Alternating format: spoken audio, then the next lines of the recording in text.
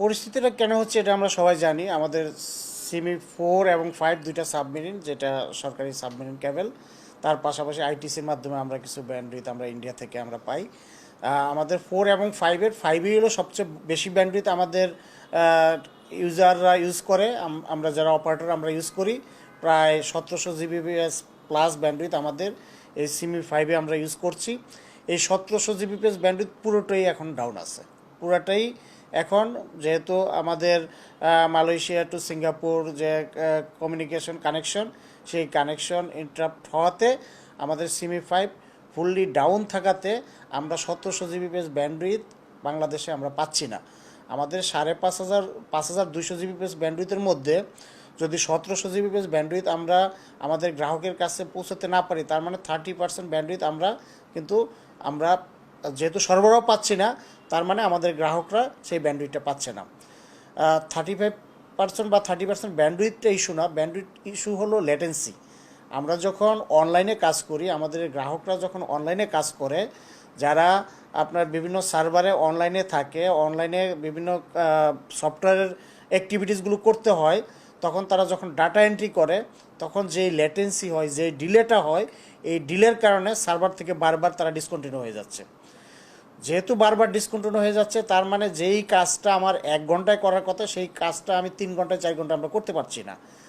এতে কি হচ্ছে, আমরা যারা সফটওয়্যার কোম্পানিগুলো যেই কাজগুলো করছে, আমাদের গার্মেন্টস সেক্টরে যারা কাজ করছে, আমাদের শিক্ষার্থীরা যারা অনলাইনে ক্লাস করছে, তারা কিন্তু তাদের সঠিক সেবাটা পাচ্ছে না, এবং তারা আমাদের ফরেন কারেন্সি যেই কারেন্সিগুলো আসার কথা, সেখানে আমরা একটা ধাক্কা খাবো। আমি মনে করছি, আমি আশঙ্কা প্রকাশ করছি যে একটা তো হলো ফরেন কারেন্সিতে আমরা ধাক্কা খাচ্ছি, আমরা যারা অপারেটর, আমাদের একটা বড় একটা ক্ষতি হবে। কারণ আমাদের অনেক অপারেটরের সাথে, কাস্টমারের সাথে আমাদের এগ্রিমেন্ট থাকে, সার্ভিস কোয়ালিটির একটা এগ্রিমেন্ট থাকে, যে এত পার্সেন্ট ইন্টারাপশন হলে বা এত পার্সেন্ট ব্যান্ডউইথ কম পেলে তারা আমাদেরকে বড় ধরনের একটা ফাইন করে।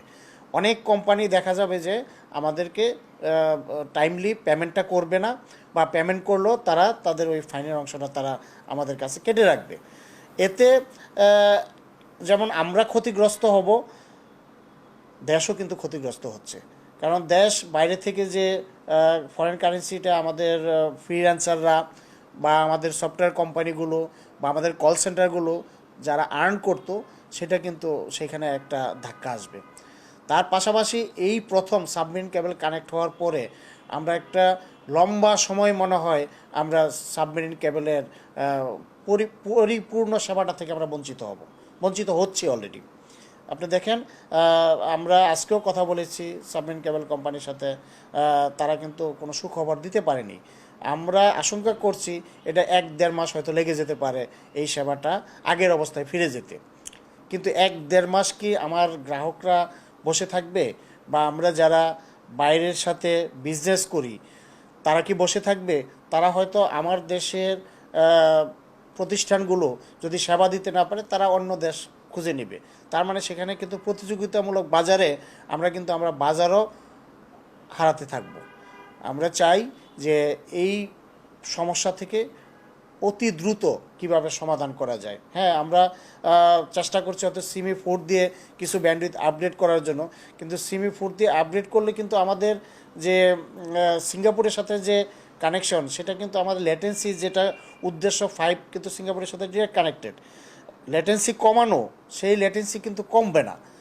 হয়তো সেবাটা কিছুটা বেটার হবে, কিন্তু আমাদের অ্যাকচুয়াল পারফরমেন্সটা আমরা পাবো না যতক্ষণ পর্যন্ত আমাদের 5 পরিপূর্ণভাবে, সিমি 5 যেটা, সেটা যদি পরিপূর্ণভাবে আবার ওয়ার্কেবল না হয়। তার পাশাপাশি আমরা হয়তো আইটিসির মাধ্যমে ইন্ডিয়া থেকে হয়তো আমরা বেশ কিছু ব্যান্ডউইথ আমাদের আইইজি অপারেটরগুলো চেষ্টা করছে সেগুলো কানেকশন নিয়ে সেগুলো আপগ্রেড করার জন্য। কিন্তু এটাও যদি দেরি হয়, তাহলে আমরা আসলে একটা সমস্যার মধ্যেই পড়ব, বা সমস্যার মধ্যে অলরেডি পড়ে গিয়েছি। এখন উত্তরের উপায় আমাদের খুঁজতে হবে। যত তাড়াতাড়ি আমাদের অপারেটরগুলো, বিশেষ করে সাবমেরিন কেবল অপারেটর, আমাদের আইইজি অপারেটরগুলো এবং আইটিসি অপারেটরগুলো, তারা তাদের ব্যাকআপ প্ল্যানটা তাড়াতাড়ি আমাদেরকে দিবে, তত তাড়াতাড়ি আমরা গ্রাহকদের কাছে সঠিক সেবাটা আবার পুনরুদ্ধার করতে পারবো, নিয়ে যেতে পারবো। আমি একটা সময় হয়তো আমার 1 ঘন্টা 2 ঘন্টা ইন্টারনেট বন্ধ থাকলেও আমার গ্রাহকরা কিছুই বলতো না, তারা সেটা মনে করতো হ্যাঁ সিস্টেমটাই এরকম।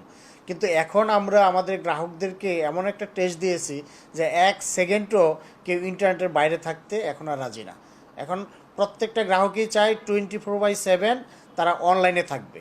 এখন এটার সমাধানটা অ্যাটলিস্ট হয়তো এটা সমাধান হবে, সময় লাগছে, কিন্তু আমার বলার জায়গাটা অন্য জায়গায়। আমার বলার জায়গাটা হলো যে যেহেতু আমাদের জনগণ এখন ইউজ টু ইন্টারনেটের উপর 24/7 তারা ইন্টারনেট চায়, এবং আমরা দেখিয়েছি যে আমরা সক্ষম সেই সেবাটা দিতে, কিন্তু কিছু প্ল্যানের কারণে, কিছু ঘাটতির কারণে আমার মনে হয় যে আমরা এই ধরনের সমস্যায় পড়ছি। ভবিষ্যতে যাতে এই ধরনের সমস্যা না হয়, আর সমস্যা হলে যাতে আমার ব্যাকআপ প্ল্যানটা থাকে, যে একটা সাবমেরিন কেবল তো সেটা ডাউন হতেই পারে।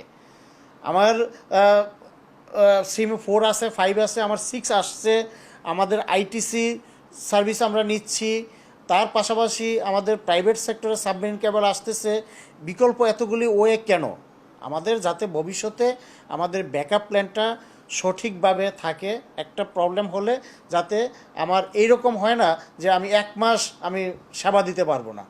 হয়তো কয়েক ঘন্টা হয়তো ইন্টারাপশন হতে পারে, যতক্ষণ লাগে আমার এই সেবাটা জাস্ট ট্রান্সফার করতে, কিন্তু আমি এমন সেবা নিয়ে আসবো না যেই সেবা নিতে হয়তো একটা প্রবলেম হলো, একটা সার্কিট ডাউন হলো, 1 মাস লাগবে আমার সেই সেবাটাকে আবার পুনরুদ্ধার করতে। এই ধরনের সেবা হলে কিন্তু আমরা ইন্টারন্যাশনাল মার্কেটে আমাদের যে গ্রোথটা আছে সেই গ্রোথটা থেকে আমরা পিছিয়ে যাব। আমরা অনেক ক্ষেত্রেই ইন্টারন্যাশনাল মার্কেট আমরা হারাতে থাকবো। পলিসিগতভাবে আমি পরিবর্তন এক্সপেক্ট করি যে আমাদের সাবমেরিন কেবল তারা শুধু ঢাকা শহরে এবং চিটাগাং এবং খুলনা এই 3টা জায়গায় তারা তাদের সেবাটা বিস্তৃত করেছে। হোয়াই নট যে সাবমেরিন কেবল আমাদের প্রত্যেকটা বিভাগে, তার পাশাপাশি মেজর জেলাগুলিতেও তাদের যাওয়া উচিত। আমি মনে করি সাবমেরিন কেবল কোম্পানিকে এই জায়গাটাতে তাদের একটু ফ্রিডম দেওয়া উচিত, তারা যাতে সারা দেশে সেবা নিয়ে যেতে পারে। তার পাশাপাশি সাবমেরিন কেবল কোম্পানি যখন একটা এগ্রিমেন্ট করে, তো একটা এগ্রিমেন্ট করার পরে সেখানে পারমিশন নিতে যদি 1 মাস লেগে যায় সেটাকে রিস্টোর করার জন্য, তাহলে এটা তো মনে হয় এখানে আমাদের মনে হয় কোনো পলিসিগত কোনো ঘাটতি আছে।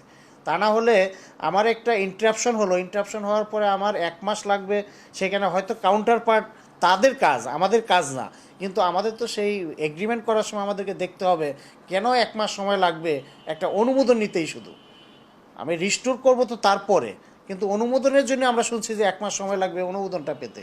এটা তো হতে পারে না। এটা হলে আসলে আমরা সেবা কিভাবে, সঠিক সেবাটা আমরা জনগণের কাছে পৌঁছাবো, আর সাবমেরিন কেবল কোম্পানির উপরই কিভাবে আমরা রিলাই করব যে তাদের সেবা নিয়ে আমরা জনগণের কাছে, তখন আলটিমেটলি এই সেবাটা প্রাইভেট সেক্টরের কাছে যাবে। আমরাও এক্সপেক্ট করি প্রাইভেট সেক্টরের কাছে সেবা আসুক, তখন প্রতিযোগিতা হবে, তখন সবাই সেবাটা আরও ভালোভাবে দিতে পারবে।